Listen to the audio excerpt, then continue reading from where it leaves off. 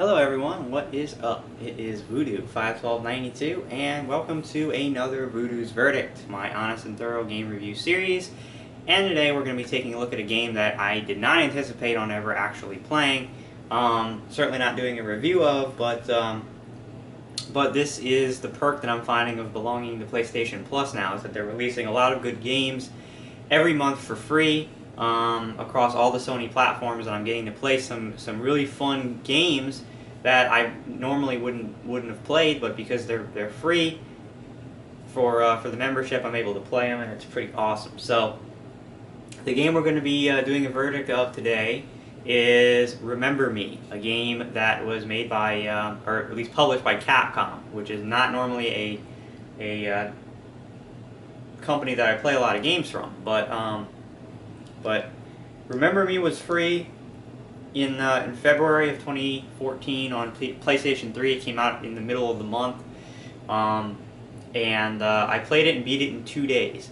So I'm going to give you my initial thoughts of the game right off the bat. This is something I'm going to be trying to do with every verdict I do from now on, to kind of give you an idea of where the review's headed, and then we're going to get into the meat of the review. So initial thoughts, I really liked the game. I thought the game was really good. I had fun playing it. Obviously, I played it in 2 days, which normally I haven't binge played a game like that in a while, but I beat it in 2 days. However, there are several things with this game that are not cool, that I didn't like, that frustrated me, and I feel really holds the game back from being a great game. So let's actually get into the review. So Remember Me. New IP, and the basis of the game revolves around this girl named Nilin, and more or less, the game is set in Neo Paris, and I believe it's like 2080 something. And there is this company out there called, oh god, what are they called? I forgot already. Anyway, I forgot. It has something to do with Memorize. The name of the company is Memorize, and they have created these things called Sensens, which everyone, of course, went out and bought, because it's supposed to be this thing that connects into your memories and allows you to relive memories like they were, like you were living them again in real life, and people,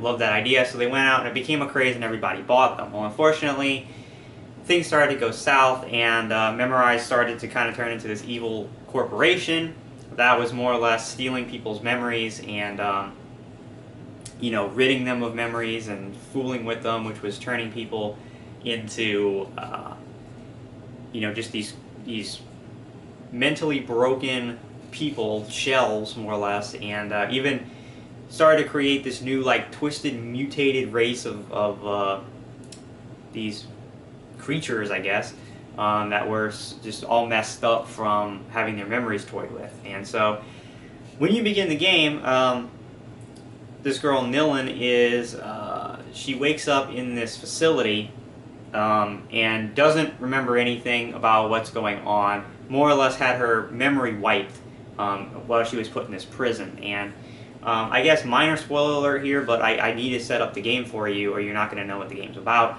But more or less, when she gets out of this prison and finds out that she was put in prison there because she was what they call a memory hunter.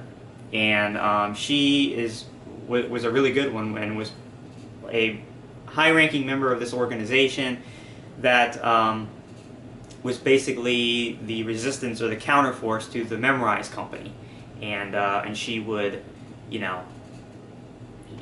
her point is to basically go out and stop Memorize, and she is really powerful, has the ability to go into people's memories and alter them. They call it remixing their memories, so that they remember things about their lives differently, so that they kind of change who they are and change their personality. And so she was caught by the corporation, put in the prison, and had her memory wiped in order to stop her from, beating them. And that's pretty much the premise of the game. And more or less, the game's about you trying to recover your memory, your true identity, learn more about yourself, your past, where you came from, and ultimately try to put an end to this whole Memorize crisis and what's going on with these Sensens and all this other kind of stuff. And that's more or less the overarching, kind of story and setting of Remember Me. So as far as as far as gameplay, it is a third-person platforming action game. The fight is all melee combat, or I should say the combat's all melee, melee based. It's combo based, and you do platforming it's basically taken right out of Uncharted or Assassin's Creed, of platforming on ledges, up walls, and stuff like that, on a prescribed path that the game kind of lays out for you, so that it's kind of just follow the connect the dots more or less, and it kind of points you where to go with the platforming. So as far as the combat, the melee combat, it's combo based, and what's unique and interesting about the game Remember Me is it has this gameplay mechanic that is pretty original and I really haven't seen before. It allows you to make your own combos. Now, what does this mean? Well, there's 4 main combos in the game, and they either start with triangle or square. Now, what the combos start with, or here, I should say this, the order of the button presses of the combos are set in stone. Meaning you can't change what buttons are the combo. But you have 4 of them, and they just keep increasing in the length of the combo. So you'll have a 3-button combo. I think it's 3, 5, 7, and 9-button combos, and you unlock the later combos by progressing through the game. But like I said, the button presses are locked in stone. So like the 3-button combo, I think was square, square, square. You can't change that. But what you can do is you can change what each button in the combo is for. So for instance, as you progress through the game, you unlock these things called pressins, and pressins are basically combo abilities, and you assign, and there's several like categories. So you might have a category of pressins that deals damage. Okay, there's a category of pressins that is health regeneration. There's one that when you use it reduces your cooldowns on your special abilities, and there's a 4th rare class that allows you, basically when you put it in the combo, it multiplies the effect of whatever pressin you have before it in the combo. So if you have a combat pressin in and then you put this special pressin in after it, it'll multiply the damage that that previous pressin does. And so you're able to go in and say for the 3-button combo, square, square, square. Well, the first button in each combo doesn't do anything, it just starts the combo. So the first button is just a square. But the next 2 you can customize, and you can either have the second square be damage, or health regeneration, or any of these other ones. So you could do, square and then put in 2 square health regeneration pressins. So you do the combo, square, square, square, and it'll do a lot. It'll help you regenerate your health a lot. And you can mix and match these. You can put in, damage or health regeneration all within the same combo. And actually later, the further down the combo you put the pressin, the greater effect it'll have. So if you put a health regeneration pressin at the first button press, it'll do a little bit of health regen. If you put it in the 7-button combo, for instance, if you put it at button 6, it'll do a lot of health regeneration when you hit that button. And you can even go further and say, well, I'm going to put one of those special multiplying pressins in at the 7th. So not only will you do a ton of health regeneration at the 6th button press, but when you hit the 7th, it'll multiply that health regeneration, and because it's at the 7th pressin, it'll really multiply that health regeneration. So if you get to the end of that combo, you'll basically fully regenerate your health. And it's a really interesting mechanic that you can basically create whatever combo you want in terms of what it's going to do. Deal a lot of damage, regenerate your health, reduce the cooldown time on your abilities, or any combination. And it's really unique and interesting, and it requires some strategy because you have a limited amount of pressins. And once you unlock them all, that's all you got to work with. So you got to figure out where you want to put them, in what combos to get the most effect. And the combat is pretty much all based on these combos. And the combat consists of you fighting off a wave of enemies with doing one of these 4 combos, and dodging, at a particular time when enemies try to attack you. There's also, like I mentioned, these special abilities, and you unlock them as you go. But there's several special abilities that there's like a focus meter, and once you've built up enough focus, you can use one of these abilities, but then it has to cool down before you can use it again. And, you have various stuff, like there's one ability that you use it and it stuns all the enemies on the screen, so you can run around and knock them all out. There's one where you stick a bomb on a dude and jump away, and it'll blow up and hurt all the enemies, stuff like that. And that's really the main, that's the combat, is trying to strategically use these 4 combos based on whatever your needs are at that time, and using the special abilities when you can to wipe out enemies. And there's also, with the platforming, there is collectibles and stuff you can grab, so you can go to platform to secret areas and grab background information on you can grab these files that give you background info on the game and the backstory. You can grab these items that for every 5 of them you find, I think they're called like sat patches or something, for every 5 of them you find, you get a 1 extra bar of health, and you can find these things called focus packets or something like that. When you get 5 of those, you get an extra focus bar on your focus meter that allows you to build up more focus to use more abilities. And that's pretty much your gameplay. Like I said, it's platforming, and but there's several. I shouldn't say that's all the gameplay, because there is several additional things that are in the gameplay. So for instance, you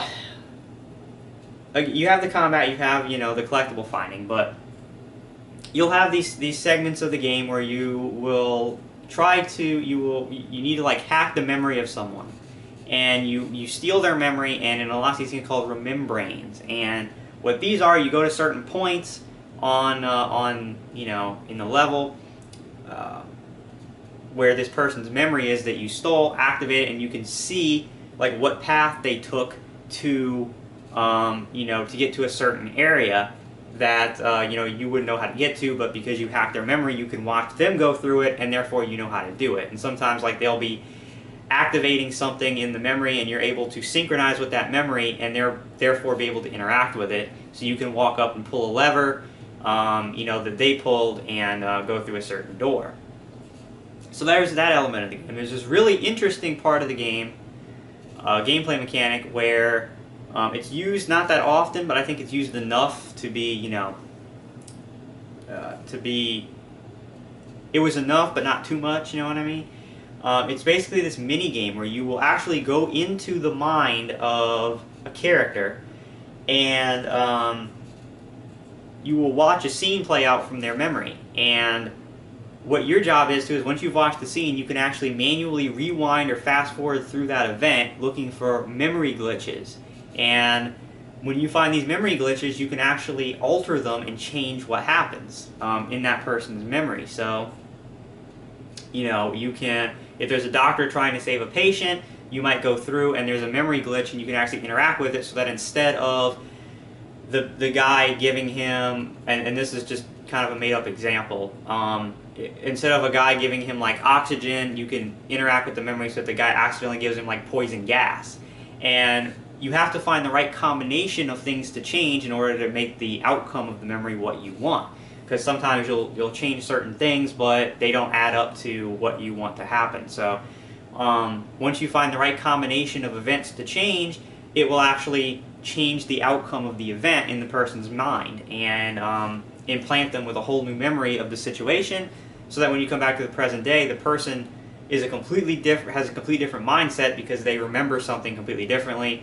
And usually you do this in order to help your cause, or help, get that person on your side, or get that person to do something you want them to do.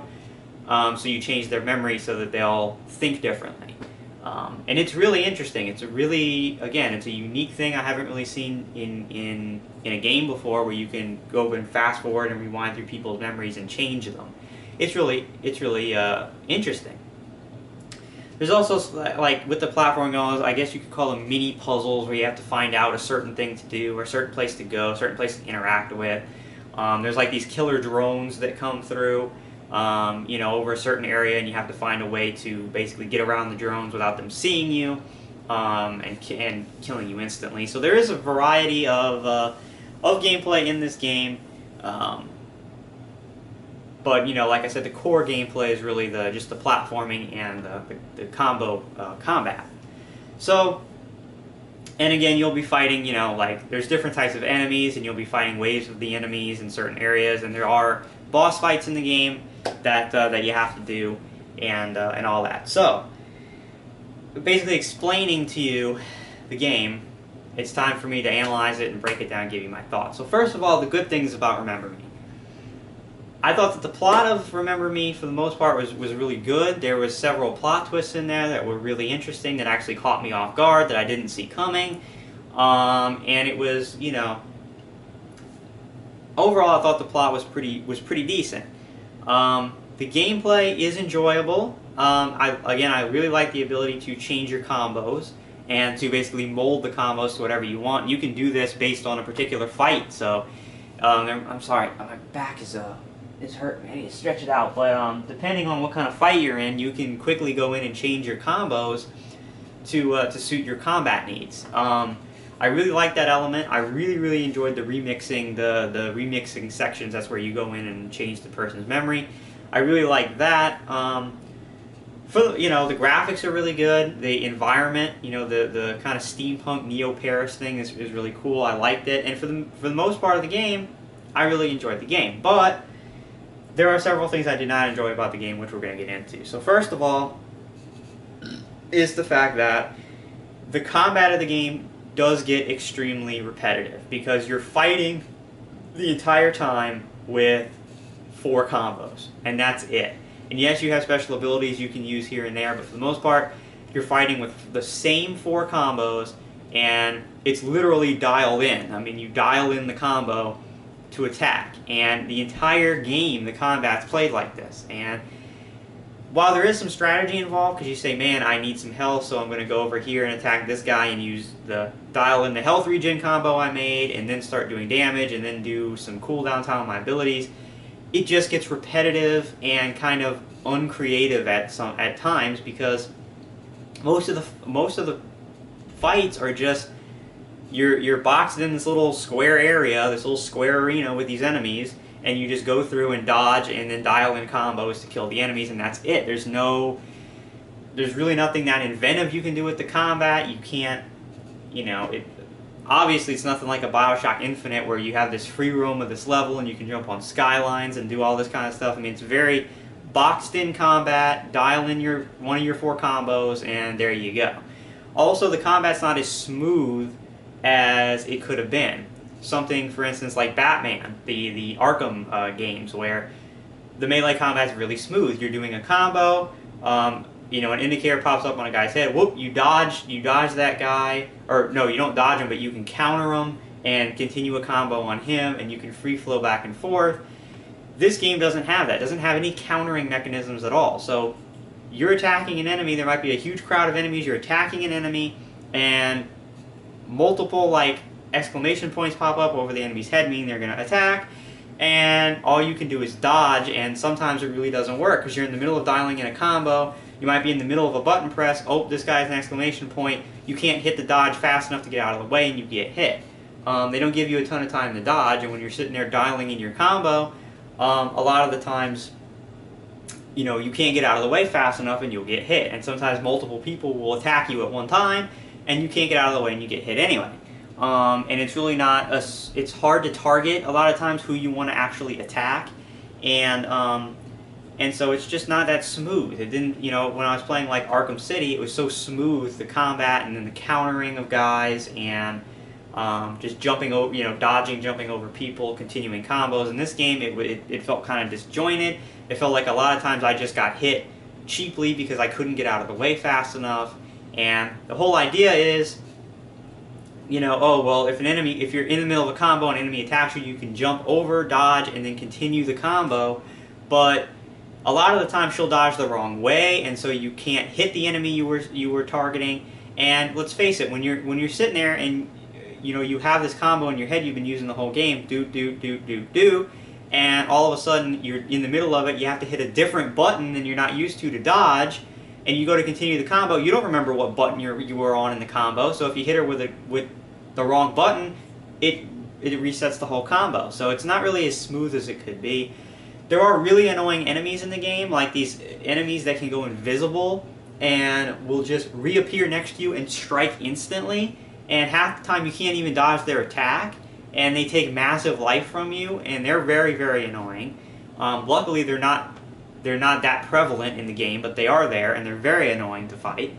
Now, one mechanic that that really got under my skin, for the most part, the boss fights in this game are pretty cool. They're interesting. You know, the bosses have a different attack patterns. You have to figure stuff out. But for the most part, this is what most of the boss fights consist of, okay? The boss, you won't be able to hit the ball. First of all, the boss is attacking you, and then there will be waves of your normal grunt enemies, alright? And the only reason the enemies are there, more or less, is for you to do your combos on them, mainly to get health regeneration and cooldown for your abilities while you're waiting to attack the boss. That's pretty much the only reason that the menial enemies are there. And what the entire boss fight turns into is that there's that one ability I talked to you about where you can use it and it stuns everything on the screen. And almost all the boss fights follow this pattern of you have to use this ability to stun the boss and run up and hit the boss. Problem is the ability has like a 160-second cooldown after you've used it. So the boss fight becomes use the ability, do some damage to the boss. Now you're running around basically just dicking around for like, you know, another 180 seconds trying to run in and do cooldown damage or cooldown reduction combos on enemies. While you're doing this, you're getting hit while you're doing it, so half the time you have to do the health regeneration combo because you're losing health, and it just becomes tedious and monotonous. That's the whole boss fight. Run around and avoid the boss's attacks while you're just waiting for the cooldown meter to go down. And then finally, either you do enough cooldown hits or you just wait out the time.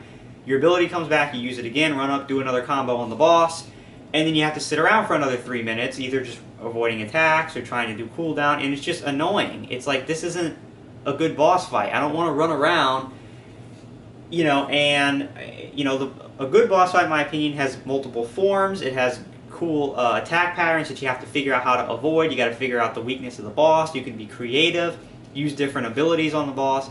This is, for the most part, the boss fights in this game are not don't consist of that at all. It just consists of you running around, waiting for a cooldown ability to go away, waiting for your cooldown to run out, stun, and attack the boss. Final two complaints with the game, which I'll go over quickly. First of all, the game has a ton of trial and error nonsense. There's set pieces where you have to like run away and escape from certain enemies, do quick platforming, stuff like that. And there's a lot of time where the game just doesn't tell you anything about what you're supposed to do. And there's multiple sections of this game where I would run around and not know where to go and die. And the game would never really explain any of this. It just makes you replay the same part over and over and over and over and over and over and over again until you finally figure out how to beat it, mostly just by random luck or, you know, trying everything under the sun.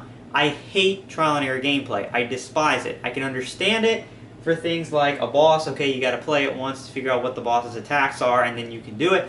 But for set pieces and stuff, I absolutely can't stand it. Now, luckily, the checkpoints in the game are very good. At least the game understood, hey, people are going to die here a lot because they're not really telling them what's going on. Let's make a checkpoint right before they do this. That way, when they fail it, they'll go right back before they did it, and they can just try it again. Fair enough. I can forgive them for at least putting good checkpoints in the game, but still, trial and error is stupid. I hate it. It's all over this game. Final complaint, it has to do with the story and the writing in the story. The dialogue for a lot of it is not very good and hollow. This is what Capcom is known for. They are known for writing cheesy dialogue, for dialogue that's not that well thought out or fulfilling and uses tons of cliches. This game is Capcom writing. Just gonna throw that out there. And a lot of times, even though the plot is good, it's disjointed half the time. There are parts of this game where I'm doing stuff. Basically, the whole thing is you're basically an errand person for this mysterious voice that's talking to you that you don't even meet or find out who it is till the end of the game. And basically, it's one of those things where you're just trusting this person you don't know who it is or never met before just because you don't remember anything else and it's the only person that's talking to you. Which, again, doesn't really make a whole lot of sense to me when games do that. But regardless, a lot of the times I'm doing stuff and I'm doing missions and I'm like, what is the point of this? What is the overall point in the game of doing what I'm doing. What is this going to do with the plot? How does this actually help? And the game kind of jumps all over the place, and half the time the plot's like, it doesn't really make any sense, and you're like, I don't know what I'm doing or why I'm even doing this. The game's not really explaining it, I'm just doing it. And, you know, while Nillen's storyline is very interesting, learning about her past, the overall plot of what's going on with the game is kind of weird and doesn't make a lot of sense, because half the time you don't know if you're doing something to try to help Nillen or try to stop Memorize, and you're like, what am I doing and why am I doing it? So, there are several complaints with this game, like I said. For the most part, the game's enjoyable. I'm usually a lot nicer on first iterations of new IPs because I admire the fact that it takes some courage to go out and make something new and not dial in a formula of a previous game. I respect new IPs, so I usually give them a break. Same deal with this game, I give it a break. I like the idea of the combo making. I like the idea of the memory remix sequences are cool. The plot, even though disjointed half the time, is actually pretty good in parts. Like I said, especially when dealing with Nillen's storyline. Graphics are good. The platforming is smooth. No real problems with that. The controls are fine. But what I didn't like about the game was the disjointed plot at points.